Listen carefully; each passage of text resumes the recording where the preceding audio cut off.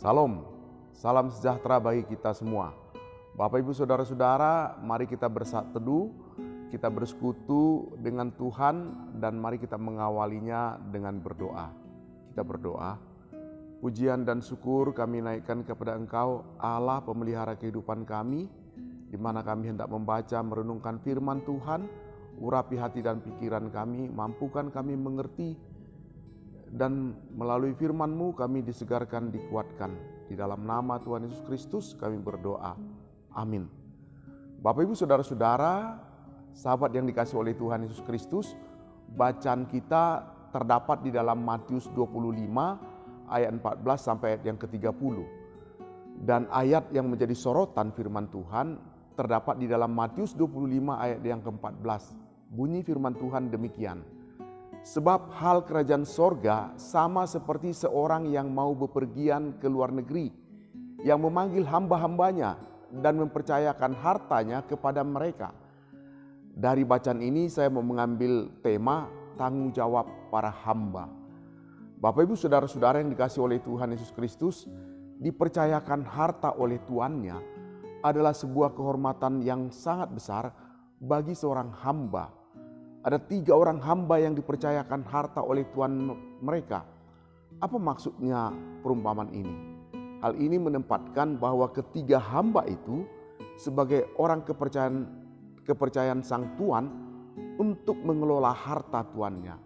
Mereka diberikan kuasa, mereka diberikan otoritas dari sang Tuan untuk memutuskan apa yang perlu dan berguna dalam mengusahakan harta tuannya.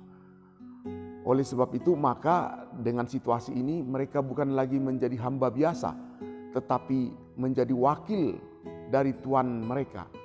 Sebenarnya betapa besarnya Tuan mereka menghargai ketiga orang hamba ini.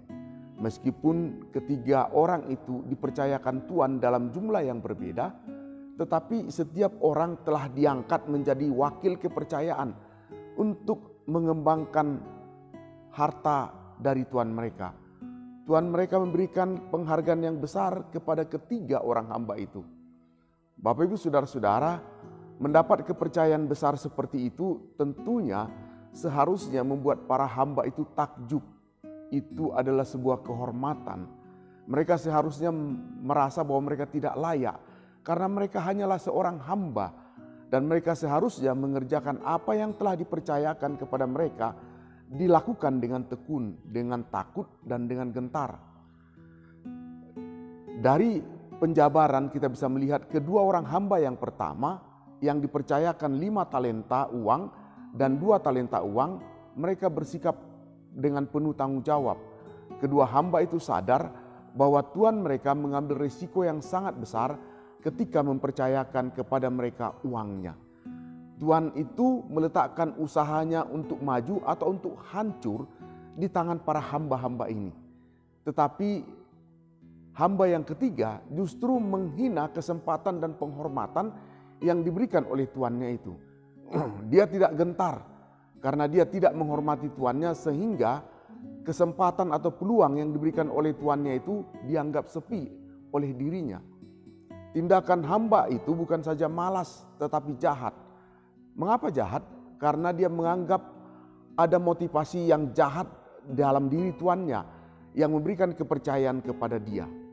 Bapak Ibu Saudara-saudara, jika seseorang dengan tulus ingin memberikan penghargaan kepada kita, ketika seseorang mau mengangkat kita untuk melakukan pekerjaan yang terhormat dan mempercayakan sesuatu kepada kita, memberikan kuasa atas uangnya untuk kita kelola, bukankah prasangka yang buruk bagi kita kalau kita menyebut dia jahat dan kejam dan mau menilai bahwa Tuhan itu menuai di tempat yang tidak dia menabur. Bapak Ibu Saudara-saudara, ini adalah peluang, ini adalah kesempatan dan ini adalah anugerah yang Tuhan beri dalam pemaknaan ilustrasi ini. Bila kesempatan hidup ini tidak kita manfaatkan untuk mewujudkan kerajaan Allah, yaitu mengusahakan keselamatan kita dan sesama kita, maka tidak akan ada kesempatan lain lagi. Oleh sebab itu selama kita hidup di dunia ini, Bila kita menjalankan tanggung jawab, mewujudkan kerajaan Allah, dimulai dari hal-hal yang kecil di sekitar kita, maka Tuhan akan mempercayakan kepada kita tanggung jawab yang semakin besar. Dan hal itu harus kita sambut, anugerah yang Tuhan beri itu. Bukankah jahat kalau kita menyebut Dia yang justru memanfaatkan tenaga kita dan mau memeras kita. Hamba yang ketiga justru menganggap tuannya jahat. Tuannya yang ingin menghormati dia dan mempercayakan kepada dia pekerjaan yang sangat penting itu, dia cap justru jahat. Tetapi Bapak Ibu, jika benar tuannya itu jahat, bukankah dia seharusnya melakukan sesuatu terhadap uang itu? Hamba yang malas itu justru tidak konsisten. Mulutnya mengatakan bahwa tuannya jahat, tetapi tingkahnya justru menyembunyikan uang tuannya dan tidak mau bekerja. Ini sebenarnya dia sedang menunjukkan bahwa dia menganggap tuannya itu lemah dan tidak akan menuntut apa-apa. Ini hanya memungkinkan terjadi jikalau tuannya itu adalah seorang yang baik dan penuh kesabaran. Orang yang sabar dan baik akan sering dianggap lemah dan seringkali diabaikan. Tuhan yang baik dan sabar pun sering oleh manusia dianggap remeh dan diabaikan oleh manusia. Jadi dengan mulutnya hamba itu mengatakan tuannya jahat dan menyerap keuntungan tanpa bekerja. Tetapi dengan tindakannya dia menyatakan bahwa tuannya itu gampang dipermainkan. Seluruh tindakan hamba yang ketiga ini membuktikan bahwa dia malas dan menghina tuannya. Dia tidak peduli terhadap anugerah yang sudah diberikan dan tidak menaruh hormat sama sekali kepada tuannya yang telah menghormati dia dengan memberikan kesempatan kedudukan sebagai pengusaha atas uang tuannya itu. Perumpamaan ini ditutup dengan pemberian kepercayaan yang lebih besar kepada hamba yang pertama dan kepada hamba yang kedua. Dan mereka ditambahkan dengan talenta hamba yang ketiga kepada hamba yang pertama. Siapa yang menunjukkan kesetiaan terhadap perkara-perkara yang dipercaya, baik itu besar atau kecil, akan ditambahkan kepercayaan oleh Tuhan. Tetapi siapa yang gagal menjalankan kepercayaan yang telah diberikan, dia tidak akan diberikan kepercayaan itu lagi. Hamba yang ketiga dipercayakan dan dia gagal.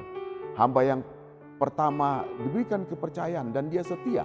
Maka hamba yang pertama diberikan penghormatan berupa tanggung jawab yang lebih besar. Dan hamba ketiga dibiarkan dengan tangan kosong karena dia tidak setia. Perumpamaan ini menjadi sangat penting bagi kita, Bapak Ibu Saudara-saudara.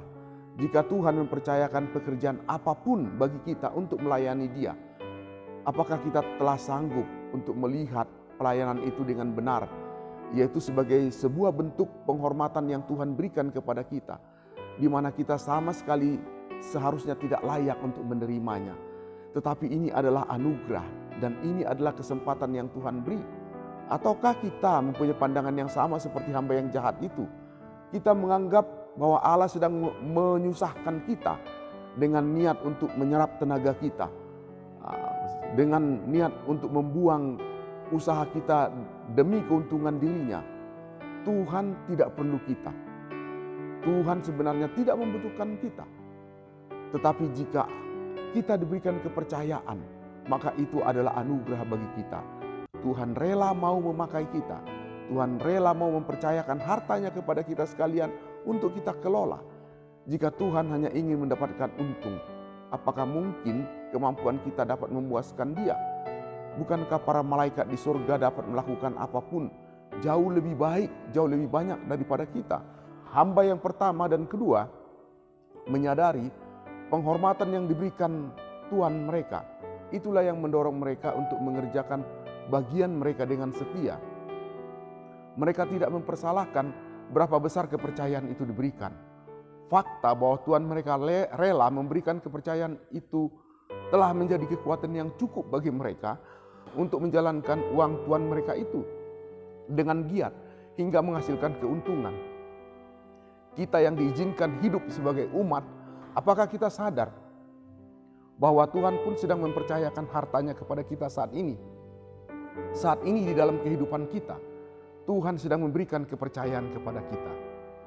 Oleh sebab itu, Mari kita memperjuangkan agar apa yang mau dinyatakan oleh Tuhan dapat benar-benar kita jalankan dengan segenap usaha dan kerelaan. Di tempat kita bekerja, di tempat kita berusaha, kita studi, kita melayani, itu sebenarnya harta milik Tuhan, harta milik Yesus Kristus yang harus kita lakukan. Allah telah mengambil risiko yang sangat besar dengan mempercayakan semua pelayanan itu ke bejana tanah liat yang retak seperti kita. Inilah hak istimewa dan penghormatan yang Tuhan beri, di mana Tuhan rela memberikan kepada kita yang tidak layak untuk mendapatkannya. Demikian firman Tuhan. Selamat beraktivitas. Tuhan kiranya memberkati kita semua. Amin. Mari kita berdoa. Pujian dan syukur Tuhan mempercayakan kami, manusia yang dengan penuh kelemahan dan kekurangan ini.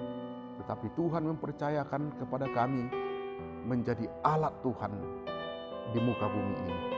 Kami bersyukur di dalam nama Tuhan Yesus Kristus kami berdoa. Amin.